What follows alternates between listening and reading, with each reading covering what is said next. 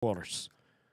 Guy Fieri has the right idea, and we're going to talk about the age of desperation.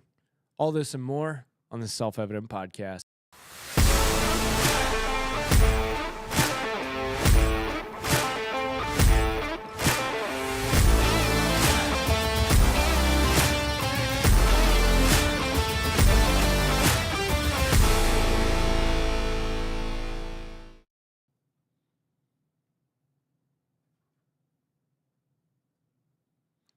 Welcome to the Self-Evident Podcast. You got Mike. Massey is not here, but that's okay. What is with him? Again?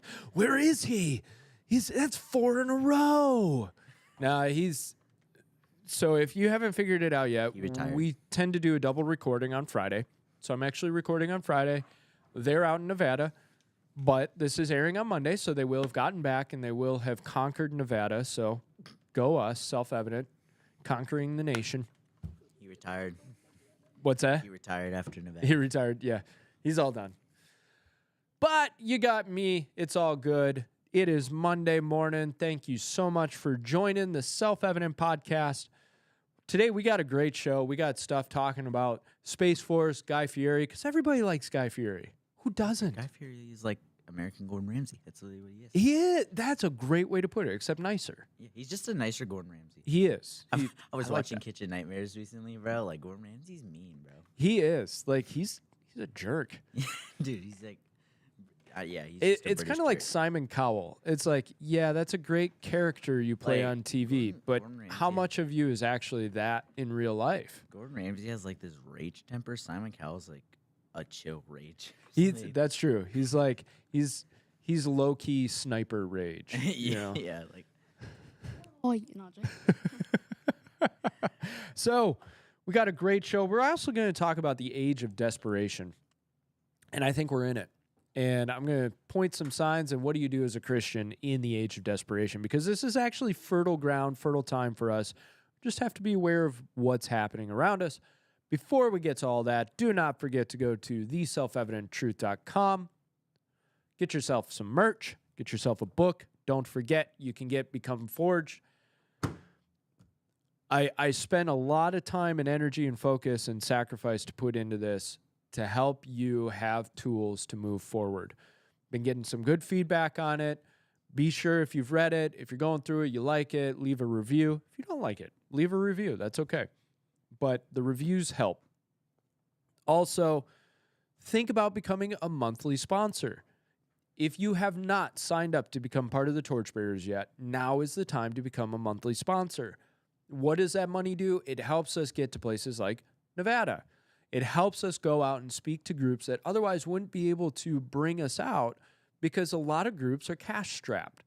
So when you guys put in your money for monthlies, it helps us get to those groups so that we don't have to worry about fees. We don't have to worry about hotels and food and airlines and all of that. We can just go and minister. So you're sowing into the kingdom, because I assure you, when we go out, we are not there to just talk about history, about the Constitution, about society. We're there to minister, pray for people. We're there to uplift and transform with the power of Christ. So think about being a monthly sponsor. If you're already a monthly sponsor, I want to challenge you to think, is this the time for you to up your monthly? Maybe it's $5, maybe it's $10 a month. What could you do to help this mission moving forward? And so prayerfully consider maybe upping your monthly.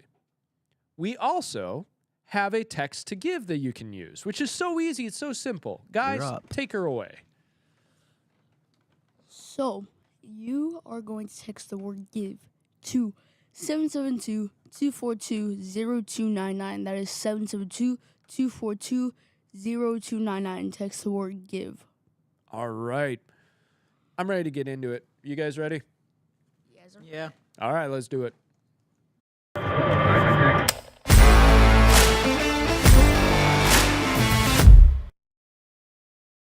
Russia is working on Space Force. Mother Russia. Mother Russia. Nukes from space. Donald Trump would be proud. So proud. He's so proud. What's going on? So, somebody in the House decided to kind of leak this information, House Intelligence Committee Chairman Mike Turner sounded the alarm in a message that he sent to members that said the committee has identified an urgent matter with regard to a destabilizing foreign military capability that should be known by all congressional policymakers. You know what's funny about this? Everybody made fun of Trump for Space Force. And now the Russians are trying to put nukes into space. Because of course, it makes sense. And it's hilarious because Trump comes out and in his own way, his goofy sort of way, he does something like Space Force. And, oh, that's so stupid. Why would you do a whole nother military branch? That's goofy, space. And then everybody runs around like chickens with their heads cut off when suddenly Russia is like, no, we take space. And so there's something to be said for the fact that Russia is, I don't know what we're doing in space. Maybe we've got nukes already up there. Who knows? What are they trying to nuke? Us. No, it's superiority, World right? War III. It's if you have the high ground, you have control, right? So if you have satellites, now this is conspiracy theory, right? But if you had satellites that could, say, shoot lasers at Earth, you have some superiority. If you have a nuke in space, you have some superiority of we can just fly a satellite over and drop, right? So there's some superiority to be had there. And space is that next frontier of military tactics. Like it or not. Now, this whole thing is kind of funny because they said it was very concerning, very sensitive, and was a big deal. And yet we let the cat out of the bag and told everybody, we know about this. They could be doing that. Members of Congress who saw the intelligence told various publications that the threat was extremely serious, but it was not something that the U.S. public should be worried about at the moment. And I'm not saying this to say, be worried, they have a nuke. I don't really see Russia as an offensive nation towards us. This is where I get into the commentary on it. Russia is sick of us encroaching on them. And I think they want to do what they want to do, but they're more interested in deterring us from attacking them. I don't see them as wanting to start another world war with America, but they're going to posture and present themselves as strong and say, if you mess with us, we will decimate you. America is a really hard nation to win against, and I'm not even talking about military superiority or any of that. Now, we have numbers, we have technology, all of that, but we have land mass. We are surrounded by massive oceans. And frankly, Russia sees us as they're already slipping and falling. Just let them fall. Don't interrupt your enemy while he's making a mistake. Isaiah, did you have something? Oh, okay. So keep an eye on this, but I thought it was interesting because, of course, everybody made fun of Trump, and now suddenly nukes in space. Moving on, Guy Fieri. I like this one because he's got the right idea. Food Network star Guy Fieri. He's one of those who's planning to not give his children a huge inheritance. When his son was asked what it's like being raised by Guy, he replied, "That is a loaded question. I mean, everything you know, he's a great father, but hard work and perseverance and just learn as you go. Just keep working hard. Keep your head up. He's taught me a lot about culinary. Get your sleep, brush your teeth, eat your vegetables, how to tie my shoes, put on a shirt, all that stuff." Now, Fieri said, "I've told them the same thing my dad told me. When I die, you can expect that I'm going to die broke and you're going to be paying for my funeral. And I told my boys, none of this that I've been building are you going to get unless you come and take it from me." And he goes on to talk about he expects his sons to get 2 degrees, graduate or undergraduate degree and an MBA. Cool. I love it because he's not just saying, no, they're not going to get my money. He's saying they've got to work and earn and they got to figure out how to do it. And what I'm sensing from this is he doesn't expect them to take over his empire. He wants them to build their own. And I think any good father sees his sons and says, What are their strengths? What are their talents? What are their skills? I want them to pursue that. And their empire will not look like my empire. And that's okay. You know, just like your dad has a certain legacy that he's building in his direction. You guys are figuring out right now what legacy you want to build, and it does not have to look like his. And that's great. Now, if you choose to follow in his footsteps, more power to you, right? He'll show you the ropes. He'll help you grow. But it's not, he doesn't look at you and expect you're going to take over self-evident one day. He doesn't have that expectation. That's how a father should respond to his children. And I want to give props to Guy Fieri, the American Gordon Ramsay, as we've dubbed him. I think this is cool. And it's inspiring for those of you who are fathers of sons that are growing up. You don't have to hand them your inheritance. You can build something to help them along. But you need to also teach them how to build their own legacy, their own empire. And that's so useful. All right, number 3. I'm going to name him Gordon Fieri. What's that? Gordon Fieri. Gordon Fieri. Yep, that's what I'm going to name him. I like it. Illegals, becoming illegal, becoming legal.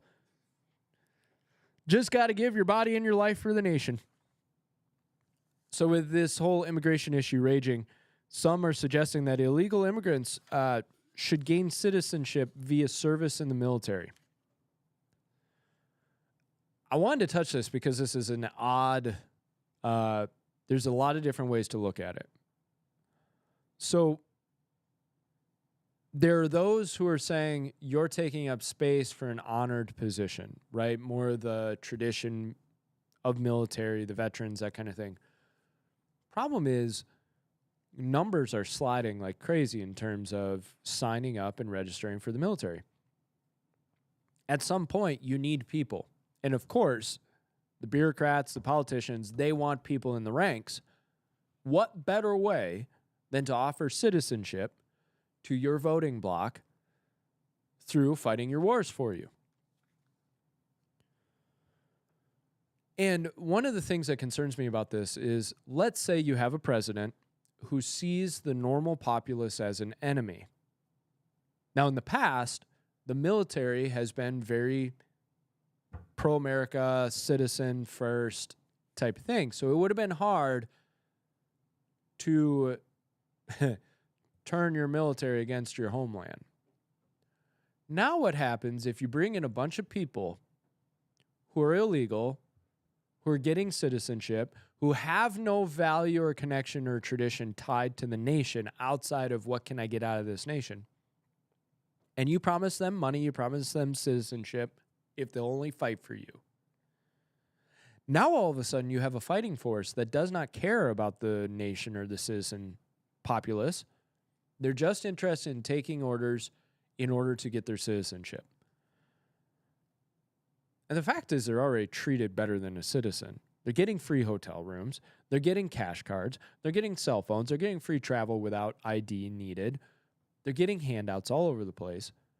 So these people already have it better than the normal citizen, and then they're going to be offered citizenship through the military. Now, this is an idea being floated around. It has not been passed as a bill or anything, but don't be surprised if Democrats try to do that, because it opens up a lot of opportunities for them. They get a fighting force that's with them, that's more of a voting bloc for them than against them. They get people that are more dedicated and devoted to them than they are the nation. And you get a ton of bodies to put in the way of bullets, which is exactly what people want for their military these days. This topic is going to come in time and time again, especially as the border crisis gets crunched down, and then they're talking about all these illegals who are still in the nation. What do we do with them? We can't deport them, blah, blah, blah. It's going to come up. The concept of amnesty is going to come up. Military service will come up. All of this is going to come up in new rounds, and don't be surprised when Democrats start trying to pass bills with this stuff in it. Keep an eye out for it. because what they need to do is secure down this new block, this new generation of citizen that is more devoted to the party than they are to the nation. And we've already talked about just having illegals as a population shifts the census, which shifts the House seating. It shifts electoral college. And if you remember, back when Trump was president, he tried to change the census and how they did it to only include citizens, and Democrats went wild. Why? Because of this. Now, if they can get military service for illegals and offer them citizenship through that, you'll bolster your ranks, you'll get a ton of people joining, and you'll have a dedicated fighting force for you, not necessarily for the nation. So keep an eye on that. Also, keep an eye out for Energy Ops LLC. Energy Ops LLC. You like that? Nice. Charleston, South Carolina. You can email them at office@energyops.us. You can go to their website, energyops.us. Residential, commercial, renovation, fixer-uppers. They do it all, man. They are small business, family-oriented, godly values, veteran-owned. They want to provide you value, and they want to provide you the highest quality service possible. I'm telling you, if you're in the Charleston, South Carolina area, these are the people for you. And we can't wait to see them when we go to the homeschool convention. Oh, they're homeschoolers. So reach out if you need some work done. Go to energyops.us. Check them out. Energyops.ll or Energyops LLC, energyops.us. All right. You boys ready? The age of desperation. This is going to be a fast one. We're living in the age of desperation. I'm going to list off some things just to show you. I invite you to sit back and really look at the culture and society at large. We have war on multiple fronts. Women are increasingly attempting to sell their bodies to make money and feel affirmed. So look at things like OnlyFans. In 2020, there were 1 million creators who used OnlyFans. Now there are over 3 million. And what do we see all of these podcast reels talking about and all these shows and like the whatever podcast? Like we have podcasts built entirely around OnlyFans content creators. Or if you go to Instagram, you go to x.com, how many women are attempting to sell their bodies for monthly subscribers? And it's a signal of the culture of the society that women are trying to make money off of men by selling them an illusion. They're using their bodies to sell to men, and men are paying for it as they become more isolated and their brains get further damaged. And young men are being disaffected by society and culture.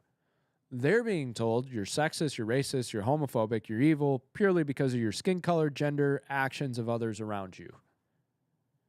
So what do? They isolate into video games, work, and destructive online culture, like OnlyFans subscriptions.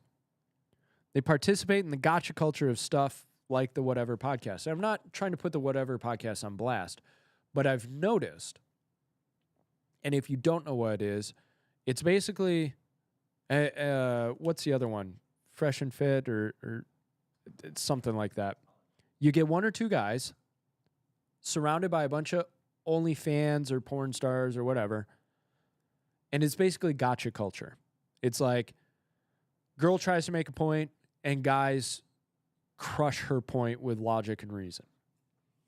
And I've noticed that it's growing in a lot of popularity, and I'm curious about that.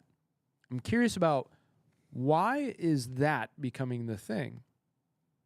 And I think the more young men get disaffected and get isolated from the culture, they're becoming more bitter towards women.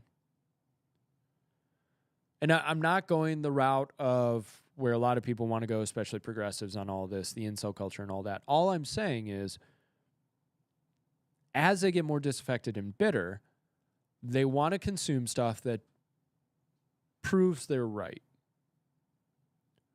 And it's actually setting them against women.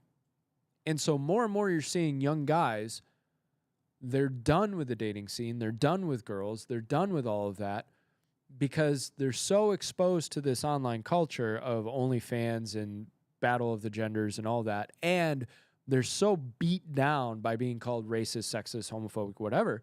They're like, fine, done with all of you.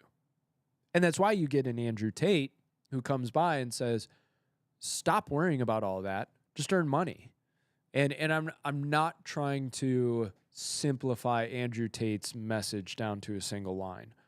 But when you look at it, it's self-investment. And I don't think that's necessarily wrong. But I think a lot of guys are attaching to it because they've felt so left behind by all of the rest. And the young women feel so left behind by the guys that they're going, well, I'm going to earn my money and I'm going to make it and I'll do it however I have to. And so now they can make $100,000 a month, or they think they can, selling their body, and they're not thinking about what's going to happen decades from now. What's going to happen in 20 years from now? We did that story about that OnlyFans mom. She's so invested in her OnlyFans business that her kids get expelled from the school, and she says, well, we're just going to homeschool, and my kids are fine with it. She's so warped in her view. She's so desperate for that money and for putting this stuff online that she's now introducing destruction into her family for the sake of the money. And our politicians, let's move to our politics. They are absolutely useless. And we saw this in the Putin-Carlson interview. Putin has much said it. The West isn't interested in actually solving an issue. They're so thick-brained in their delusion that Putin doesn't even have anyone he can really talk to. And I agree with the guy on that. Who are you going to talk to in the West that's level-headed? Biden? You can't call Biden. Biden can't put two sentences together. Who is this? Who's Putin? Putin? Who's that? Are you Donald Trump? He's so out to lunch that there's no connection anymore. In the West, scripturally, this is considered drunken reeling. If you look in the Old Testament, you look at the enemies of Israel, God would move. And a lot of times what he would do is he would cause such confusion amongst the armies of Israel's enemies that they would end up killing each other. And the prophets would even talk about God is going to make you drunken reeling. And I think about America a lot, and I think we're in the age of desperation. We're drunken reeling.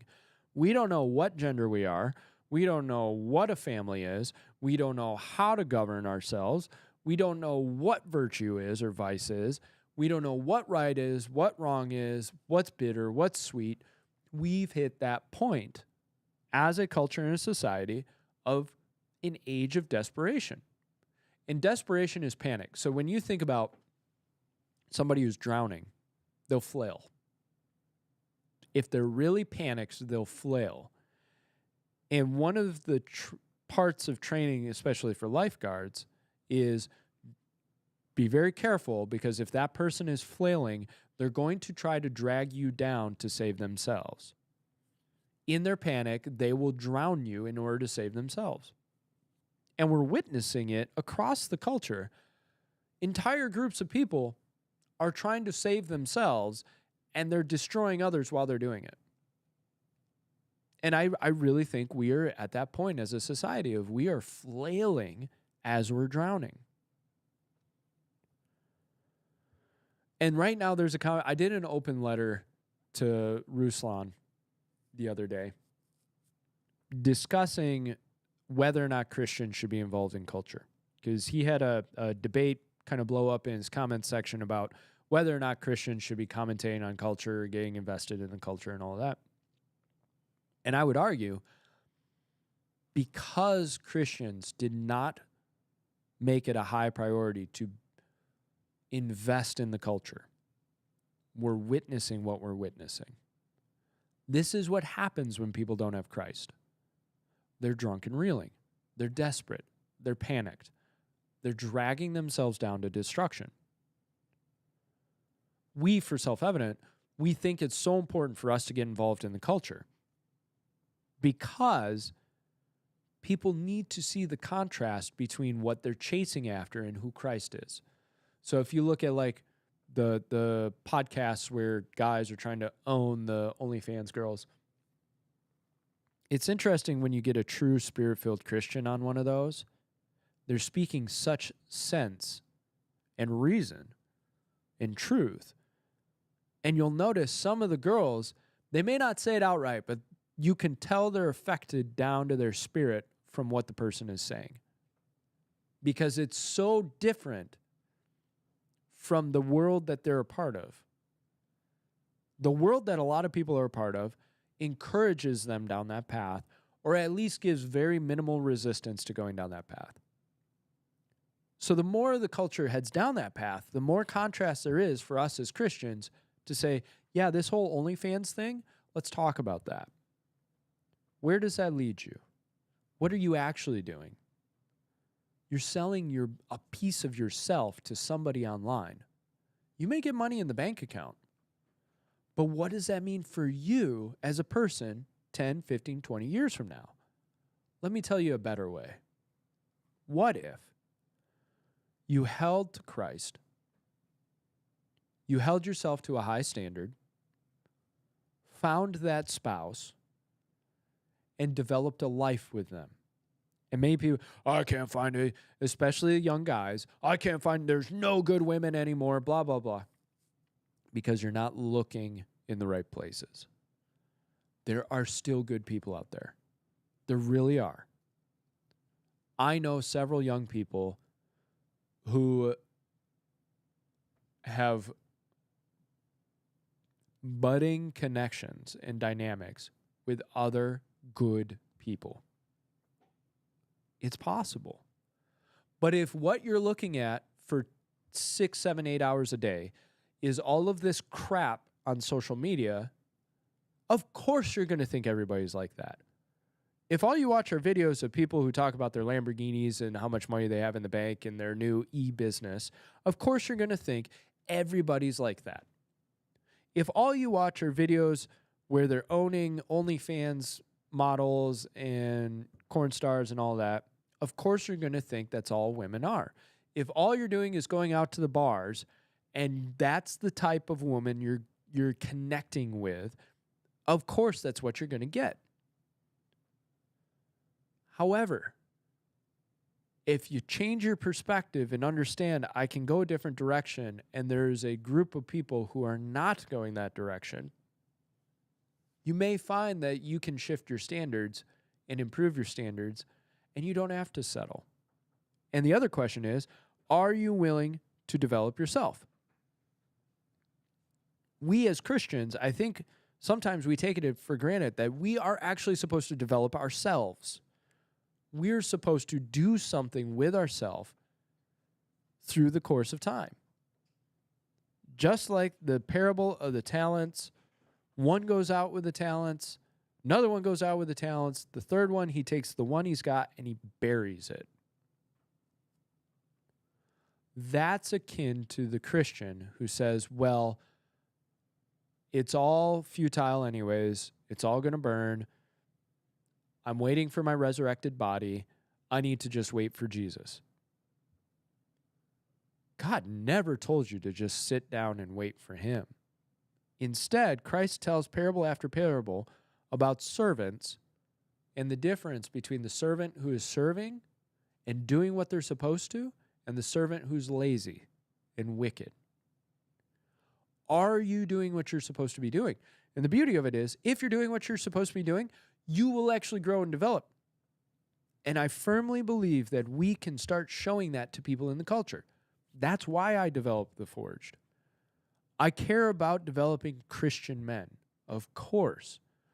But the cool thing about this is you don't have to be a Christian to read it. Now, I challenge you in it, And I say, look, you can get so far without being a Christian, but there's a difference between spirit and soul. And without Christ, you're just dressing yourself up for hell. But at the same time, there's something satisfying about developing yourself to maximize who you are. And I believe God has placed that in us. And we as Christians would benefit the society around us by, instead of closing the shutters off and trying to be as opposite of the world as possible, and I got to choose my words carefully, because we think one light bulb, dark room, a cappella, that's holy. We think can't have any lights, can't have sound system, can't have any production value. Actually, the more production value you have, the more worldly it is, the worse the production value is, the better it is, the more holy it is. And that's mindless. God himself inspired creativity in those who were building the temple. They were Holy Spirit inspired. The temple was built as a beautiful, magnificent construction. If we're the temple, doesn't it stand to reason that we could put some effort in to making it beautiful in how it's presented to the world? Because how you present it to the world is what you actually think of your God. If you think of your God as trash and poverty-minded and lowly and all of that, then that's how you're going to present him and portray him. And I know you're thinking, yeah, but Christ was poor. He didn't have anything. Christ didn't have any light shows. Christ didn't do anything. That's not really what I'm saying. What I'm saying is, Paul said, be all things to all people. When you go into a culture, it's okay to present the fruit of who your God is. And for our culture, are they going to listen to me if I have no passion or energy towards my God? But instead of, well, God can save you, imagine this. I'm wearing rags. I'm dirty. I eat chips all day, every day. I drink Mountain Dew. I sit on my couch. I don't have a job. All of that. I am a waste of space. And I look at you and I go, God's good, though. God loves you. God will change your life. What fragrance am I giving of God? Now, if I tell you, and this is my true story, if I tell you, started drinking when I was 15, started doing drugs when I was 17, started dealing by the time I was, 21. I was sleeping around. I was exploring Eastern philosophy, Eastern religion, Eastern mysticism. I was all into psychedelics, and I was on a road to destruction. I had no clue what I was doing with my life. Found myself sitting on a wooden stool in a 5x5 cinder block outhouse, taking tickets for a park. No AC, no door or window on the little cinder block thing. And I realized I had to make a decision. I had no direction in life. I was destroying myself, and I had to decide, am I actually going to be a Christian or not? Am I actually going to accept this or not? So I read through the New Testament, and I accepted Christ. Christ spoke to me through those pages. That started the process of me turning things around. I got rid of the substance abuse. I got rid of the chasing after lust and desire. I grew and developed. I realized how much I can sacrifice and pour out for others. I realized how much more there is to me that I can use for the glory of God. And I grew and developed. That's a testimony. But if I had sat there and said, well, God saved me, so, but nothing changed, well, what testimony is that? I encourage you, as Christians, get into the culture. Go into the culture, take an event, say, hey, this is happening. What about the lens from Christ? What does God say about this? But also, how could God contrast from what's going on here. You start doing that, and you start actually pursuing excellence in everything you do, and I think you're going to find there's a lot more respect to be had because you're respecting God in your product. If I just slap something on a piece of paper, am I really honoring God with my work? Or if I put my all into it, am I honoring him? If your wife slaps a couple of beans on a plate and throws it at you, is she actually honoring you with that meal? Or is she dishonoring you? I'm not saying your wife has to make you meals, but if she wants to honor you by making you a meal and she just throws some beans on a plate. Now, if all she can do is afford beans and she puts them on the plate and she hands it to you and she says how much she loves you, she's honoring you with what she's got. And you can honor God with what you've got. But don't short him with your talents, your skills, your development, your passions. Don't short him. Don't short the culture. If you've got an insane talent for filmmaking, do it for God. If you've got an insane talent for music, do it for God. Whatever you have, do it unto the Lord. And start to show the culture that you actually care about your God. That you don't care more about your traditions and your values and your dogmas and the old way of doing things than you do your God. Because that's pharisaical. That's what the Pharisees did. They cared more about the traditions and how they saw things and their own law system and their own pomp than they did God. And so they missed Jesus. Don't miss God. Because you're actually making it harder for the culture if you miss God and try to replace him with your own traditions, dogmas, and all of that. So, take it for a grain of salt. You don't have to agree with me.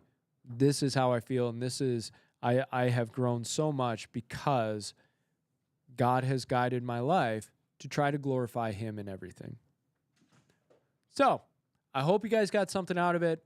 Please like, subscribe, sign up, get notifications. Think about donating. Pray about donating. Click that donation button at theselfevidenttruth.com.